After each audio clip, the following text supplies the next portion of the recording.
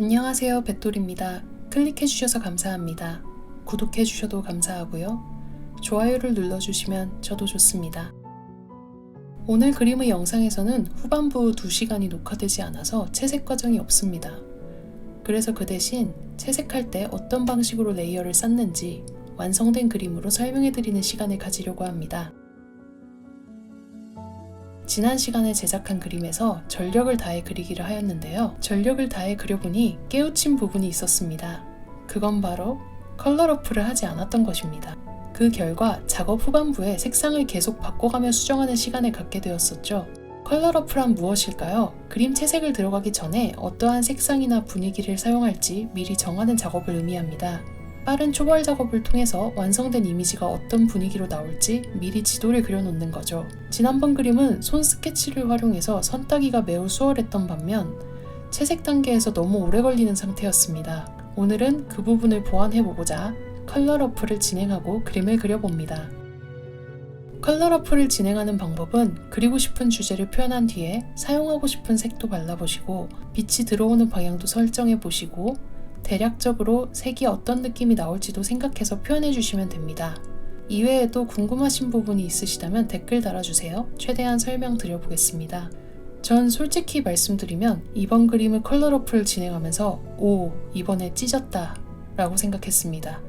하지만 찢어진 건 저였습니다. 이유는 2가지가 있었는데요. 첫 번째, 명암 단계에서 심취해서 정신 차려보니 페이트 스테이나이트 느낌이 드는 채색을 진행했었다는 것이고, 두 번째, 이 부분을 깨우치고 열심히 수정하는 과정을 녹화한 부분이 일시정지가 되어서 하나도 녹화되지 않았다는 것이었습니다. 우와. 선화 작업이 나오는 동안엔 잠시 이야기를 할까요? 지난 영상을 통해서 구독해주신 분이 10분 계셨습니다. 정말 감사합니다. 그 외에도 세츄레이션을 세트레이션이라고 제가 적어놨더라고요. 말도 하고요. 제보해주신 분 감사합니다. 그리고 목소리가 왼쪽에서만 들렸다는 걸 알고 계셨나요? 이번에 양쪽에서 모두 들릴 수 있게 바꾸어놨습니다. 이것 또한 제보해주셔서 감사합니다. 이번 그림은 선화를 진행할 때 약간 둥글둥글한 선을 쓸 수 있게 노력을 하였습니다.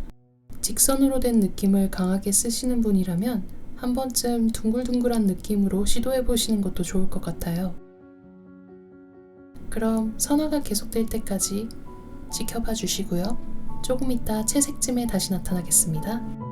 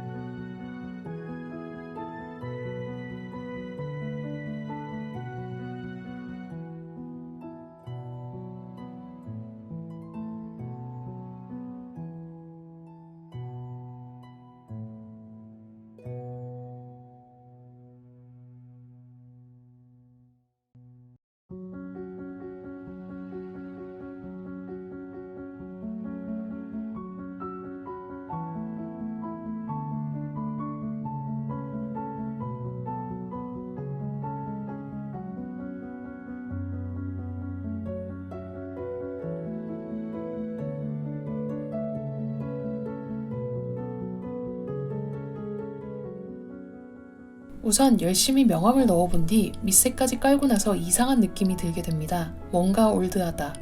그림 그리기 직전에 소장 중인 페이트 일러스트 책을 잠시 보았는데 그 덕분인지 페이트 초창기 느낌이 많이 드는 그런 그림이 된 것 같습니다. 이유를 분석해 봅시다. 왜 페이트 느낌이 날까요? 아마 둥글둥글한 에어브러쉬 명암이 1차 원인인 듯 하고요. 2단계 명암 없이 한 톤 명암으로 잡힌 것이 2차 원인인 것 같습니다. 이 부분을 수정하기 위해서 다시 열심히 수정해 봅니다.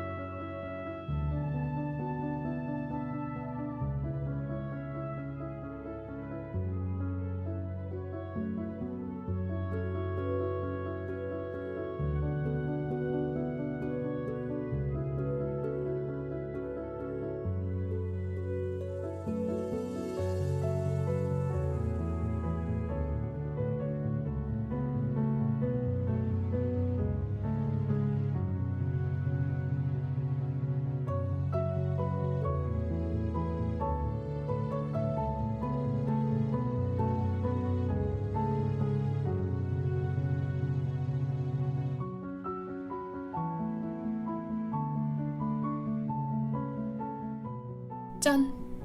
네. 보시는 장면은 일시정지를 깨우치고 놀라서 이모티콘을 그리고 있는 모습입니다. 열심히 수정했답니다. 녹화되지 않았지만요.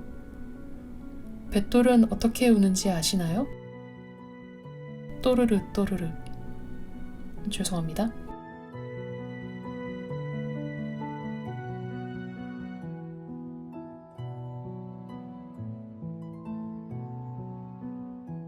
두 시간의 채색 과정이 없는 대신 이번 그림을 레이어가 쌓여있는 과정을 한번 설명드려 보겠습니다. 우선 함께 보셨던 선화 레이어입니다. 명암 레이어이고요. 전 명암을 넣을 땐 모두 검정색으로 하고 투명도 조절로 단계를 넣는 편입니다. 색상을 신경 쓰지 않으면서 묘사에만 집중하기 위해서 고민을 많이 했었는데 최종적으로 선택한 방법입니다. 이 방법의 장점은 그림 후반부에도 명암을 추가하고 싶다면 언제든 검정색으로 투명도만 조절해서 넣을 수 있기 때문에 수정이 잦은 저에게는 마음에 쏙 드는 방식이 되었습니다. 브러쉬 후 투명도는 보통 100이며 레이어나 폴더 후 투명도를 조절하는 방식을 사용합니다. 다음 레이어는 스크린 레이어입니다. 회색보다 밝은 색상을 사용할 때 활용합니다. 보통은 짙은 갈색 정도를 선택하여 피부색의 색상을 추가하는 편입니다. 이렇게 해주시게 되면 회색이던 명암이 색상을 갖고 있는 형태로 변하게 되어서 좀 더 뽀송하게 작업하실 수 있습니다.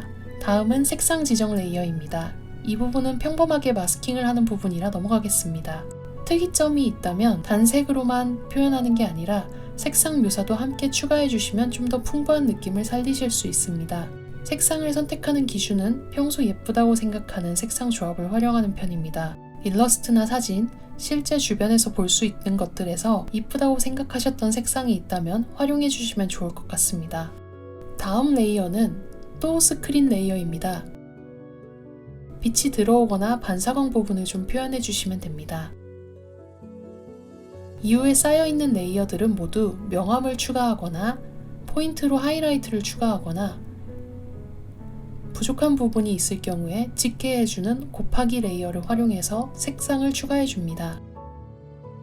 최종 마무리 단계에서는 노말 레이어도 잘 활용하는 편입니다.